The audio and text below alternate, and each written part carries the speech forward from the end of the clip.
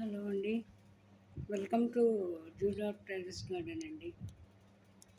ఇది యాక్చువల్లీ ఈ ఈ ఛానల్ నేను మొక్కల కోసం పెట్టాను.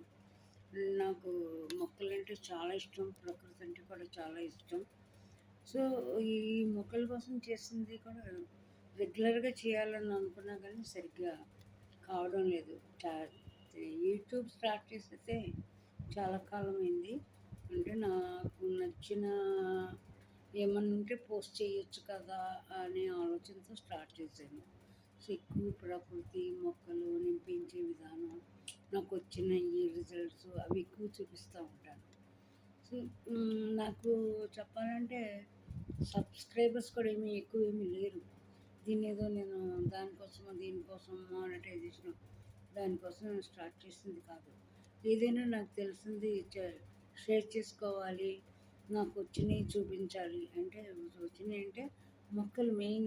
నాకు జంతువులు, పక్షులు, మొక్కలు, ప్రకృతిలో ఉన్నవి ఏవైనా నాకు చాలా ఇష్టం అన్నమాట. సో అందుకు ఇది నేను ఈ టెర్రస్ గార్డెన్ అయితే స్టార్ట్ చేశాను. ఒకసారి చేసి మళ్ళీ తీసేసి మళ్ళా ఇలా కాదు అలా చేయాలని మా సిస్టర్స్ చెప్పి తీసి అందులో 2 years గ్యాప్ ఇచ్చి మళ్ళీ ఎగైన్ అట్లా స్టార్ట్ చేశాను. సో నాకు ఈ మధ్య ఏమనిపిస్తుందంటే నాకు తెలిసినవి, నాకు ఇంట్రెస్ట్ ఉన్న విషయాలని షేర్ చేయాలని కదా ఇది స్టార్ట్ చేశాను. అట్ ది సేమ్ టైం నాకు నేను ఉద్యోగం చేశాను, గ్రూప్ 1 ఆఫీసర్గా చేశాను. మొన్నటి వరకు 1 month బ్యాక్ కూడా నేను సర్వీస్లో ఉన్నాను. 95లో జాయిన్ అయ్యాను గ్రూప్ 3 పోస్ట్లో. ఆఫ్టర్ దట్ 97లో గ్రూప్ 1 పోస్టు.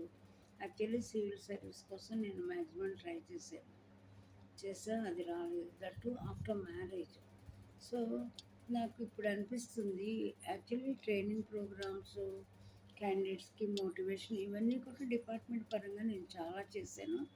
అందులో Vijayawada AP state circle branch రావడానికి కూడా నేను కూడా ఉన్నాను. అందులో నేను శ్రీ ప్రభాకర్ రెడ్డి గారు, అప్పుడు కృష్ణా జిల్లా కలెక్టరు, అదేవిధంగా సంపత్ కుమార్ గారు, అప్పుడు జాయింట్ కలెక్టర్, వాళ్ళు చాలా చాలా కృషి చేసి సోషల్ వెల్ఫేర్ డిపార్ట్మెంట్లో ఉన్న ఒక స్థలం తీసుకుని దాంట్లో అప్పట్లోనే 85 అట్లా ల్యాక్స్ పెట్టి స్టడీ సర్కిల్ పెట్టారు. అది ఢిల్లీ నుంచి బ్రాంచ్ కింద దాన్ని తీసుకొచ్చారు. సో దాన్ని నేను దాదాపు 2010 వరకు దానికి స్పెషల్ ఆఫీసర్గా కూడా చేశాను. ఎంతోమంది క్యాండిడేట్స్కి ట్రైనింగ్స్ ఇచ్చాను, మోటివేషన్ క్లాసెస్ పెట్టాను. సో మన వైపు కృష్ణా జిల్లాలో అంటే ఈవెన్ కోస్టల్ డిస్ట్రిక్ట్స్లో civil services, UPSC, APPSC and staff selection అంటే చాలా తక్కువ. ఎవరైనా పేరెంట్స్ చదివిస్తున్నారంటే వాళ్ళు డాక్టర్ ఆర్ ఇంజనీర్, ఆ రెండే మెయిన్. సో ఇంజనీరింగ్ చేసి స్టేట్స్ పంపించేయటము, డాలర్ డ్రీమ్. సో ఒకప్పుడు అదే ఉండేదండి. కరెక్ట్గా చెప్పాలంటే 2001, 2003 ఆ టైంలో ఇక్కడే ఉండేది. అప్పట్లో నేను రీజనల్ ఎంప్లాయ్మెంట్ ఆఫీసర్గా వర్క్ చేశాను. సో కాన్స్టెంట్గా నేను అన్ఎంప్లాయిడ్ యూత్తో చేస్తుండేదాన్ని, ఎక్కువ ఇంటరాక్ట్ అయ్యేదాన్ని.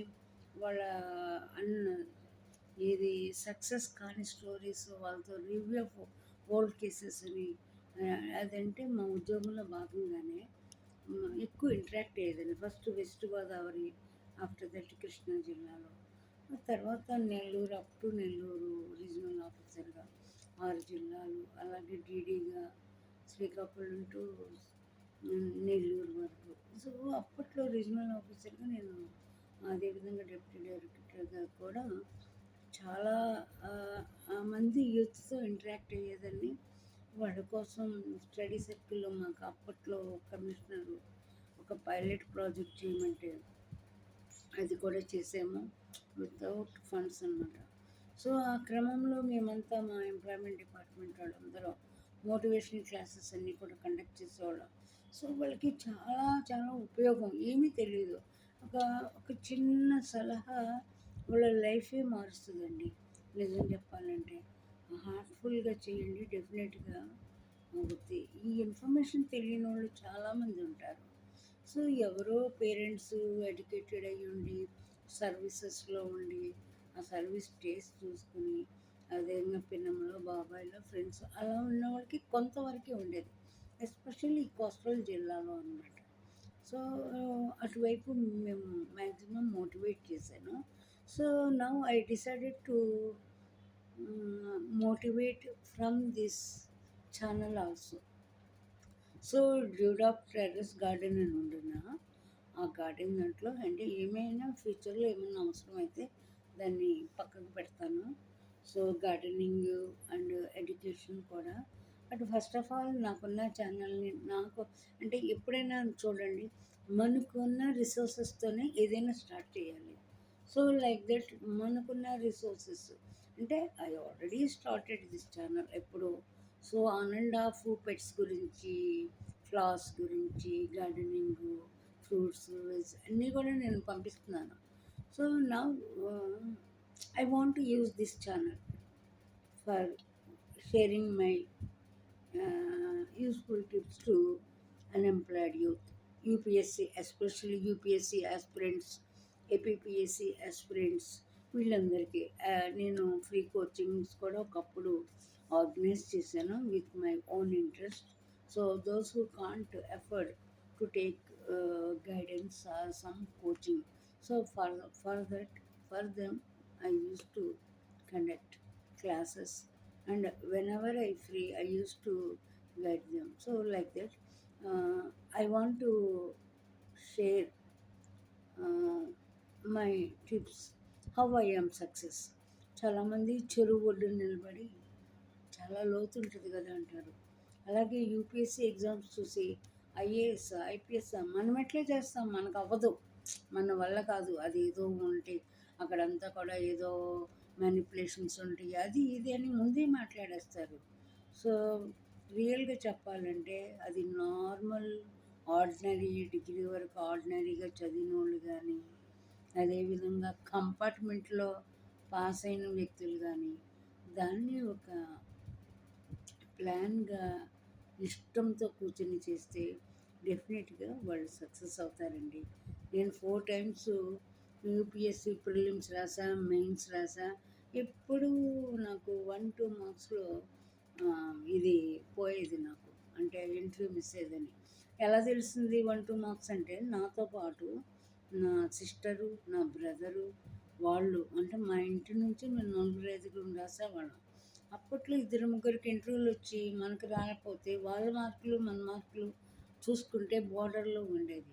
సో దాని రీజన్ కూడా నేను చెప్తాను. నేను పరీక్షలు రాసే టైంకే ఐఎమ్ మ్యారీడ్. నాకు ఒక పాప ఉండేది.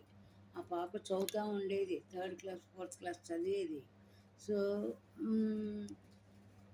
ఆ కండిషన్స్ వల్ల మొత్తంగా కూడా నాకు బయటికి వెళ్ళి చదువుతాక అవకాశం ఉండేది కాదు. వెళ్ళిన పిల్లలు ఫ్యామిలీ గుర్తొచ్చి చేసేదాన్ని కాదు. సో ఎవ్రీథింగ్ నేను హౌస్లో ఉండి, మా బ్రదర్స్ సిస్టర్స్ ఆల్రెడీ ఒక సిస్టర్ ఇన్కమ్ ట్యాక్స్లో ఐఆర్ఎస్లో వర్క్ చేస్తున్నారు. సో ఆవిడ గైడెన్స్ తీసుకుని నేనైతే సక్సెస్ అయ్యానండి. 91లో social work passed out candidate, PG ME social work Loyola కాలేజీలో చేశాను, బయటకు వచ్చాను. అప్పట్లో పర్సనల్ మేనేజ్మెంట్ మీద చాలా జాబ్స్కి ట్రై చేశాను. పర్సనల్ మేనేజర్ అంటే ఐఆర్పిఎం నాది specialisation, industrial relations. So Bengaluru వెళ్ళి Indian telephone industries, national textiles corporation, so ఇట్లాంటివి చాలా వరకు చేశాను. అలాగే ట్రాన్స్మిషన్ ఎగ్జిక్యూటివ్, దూరదర్శన్. సో వాటికి ఇంటర్వ్యూలకి అటెండ్ అయ్యాను, ఒక ఇంటర్వ్యూలో కూడా సెలెక్ట్ అయ్యాను. నేషనల్ టెక్స్టైల్స్లో కూడా చేశాను. 91లో సిక్ యూనిట్స్ అని చెప్పి ఎకనామిక్ రిఫార్మ్స్ వల్ల ఆ ఇయర్ బ్యాన్ ఉంది, 1 ఇయర్ ఉంచాక తీస్తామన్నారు. బట్ అప్పటికి నాకు నా మైండ్ కూడా మారిపోయింది. సో ఒక ఇండస్ట్రీకి వెళ్తే మనం కేవలం అక్కడికే పరిమితం అవుతాం, 5,000 మందో లేకపోతే 10,000 మందో. సో మనకి ఆ జాబు, ఆ డబ్బులు, పర్క్స్, ఇన్సెంటివ్స్, లేబర్ ప్రాబ్లమ్స్ అవన్నీ కూడా లేబర్తో రిలేటెడ్.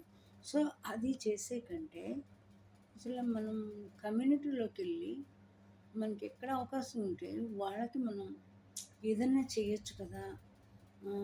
అది స్కోప్ ఎక్కువ ఉన్నప్పుడు ఒక చిన్న దాంట్లోకి ఎందుకు వెళ్ళాలని I changed my mood. So 91లో గ్రూప్ 1 అండ్ గ్రూప్ 2 కొన్ని నోటిఫికేషన్స్ వచ్చినాయి. వచ్చినప్పుడు I applied and appeared for exams. రెండిటికి మెయిన్ ఎగ్జామ్స్ రాశాను. గ్రూప్ 1 రాసా, గ్రూప్ 2 రాసా. సో ఫస్ట్ అటెంప్ట్ అది నాకు. గ్రూప్ 2 దాంట్లో ఎగ్జిక్యూటివ్గా సెలెక్ట్ అయ్యాను. దాంట్లో జాయిన్ అవ్వటం కూడా జరిగింది. సో 2 ఏళ్ళు పట్టింది. రిటర్న్ టెస్ట్, ఇంటర్వ్యూ, మళ్ళీ పోస్టింగ్ ఇవన్నీ జరుగుతాయి. సో ఆ 2 ఏళ్లలో నేను సివిల్ సర్వీస్, యూపీఎస్సి మెయిన్స్ ఇవన్నీ కూడా రాసుకుంటూ ఉన్నాను. సో ఇంట్లో ఉండే ప్రిపేర్ అవుతా రాస్తున్నాను. సో గ్రూప్ 1 ఆ టైంలో ఫస్ట్ రాసింది. ఇంటర్వ్యూ మెయిన్స్ రాసా కానీ ఇంటర్వ్యూ రాలేదు. So I disappointed. So actually నా ఏం సివిల్స్ మీద ఉండేది. ఇది కాంపిటేటివ్ ఎగ్జామ్స్ అనేది ఒక మత్తు మందు లాంటిది. మత్తే ఇంకా ఒక రకంగా చెప్పాలంటే. అది అడిక్ట్ అయిపోతాం మనం. టైంకి మన బాడీ కూడా మొత్తం ఇది అవుతుంది. సో ఎగ్జామ్స్ అయ్యి రాసాక కూడా ఖాళీగా ఉన్నామంటే మనం ఏమి ఉండేవాళ్ళం కాదు. ఇంటర్వ్యూకి ఏం చేయాలి, మెయిన్స్కి ఏం రాయాలి, ఇంక ఇలా ఉండేదనమాట యూఎస్ లాగా. సో నేను యూపీఎస్సికి ప్రిపేర్ అవుతూ ఉండేదాన్ని.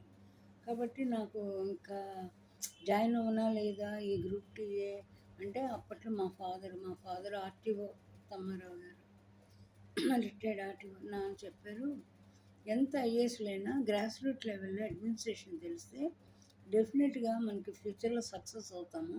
కాబట్టి నువ్వు జాబ్ వదలొద్దు, జాయిన్ అవ్వు, కొన్నాళ్ళు చెయ్యి, నచ్చపోతే అప్పుడే రిలింక్విష్ చేయన్నారు. సో ఆ రిలింక్విష్ లెటర్ కూడా గ్రూప్ 2 అదే మన ఐపీపీఎస్ వాళ్ళు పంపించారు. సో ఈ 40 డేస్లో జాయిన్ అవ్వాలి, లేదంటే కనుక పంపించేయండి రిలింక్విష్. సో మా సిస్టరు అప్పుడు తన ఐపీఎస్ వచ్చి దానికి వెళ్ళకుండా ఐఆర్ఎస్లో జాయిన్ అయింది. ఆ సిస్టర్ ఆ పేపర్ చూసి నీకు ఎక్స్పీరియన్స్ వస్తుంది కదా, జాయిన్ అవ్వచ్చు అంది. నాకు ఇంట్రెస్ట్ లేదన్న. మా హస్బెండ్ కూడా నన్ను ఏం ఫోర్స్ చేయలే. ఆయన న్యూనిటీ అష్యూరెన్స్లో అడిషనల్ డిఎంగా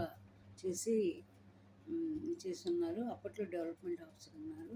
ఆయన నాకు ఇచ్చారు, నీ ఇష్టం, జాయిన్ అయితే జాయిన్ అవ్వు, లేకపోతే లేదంతా నీ ఇష్టం కదా అన్నారు. సో నన్ను చాలా బాగా ఎంకరేజ్ చేసేవాళ్ళు నాన్న, మా హస్బెండ్.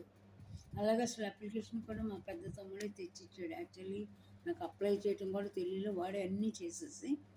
సాయి ప్రకాష్ ఆడు డిఫెన్స్లో చేసాడు.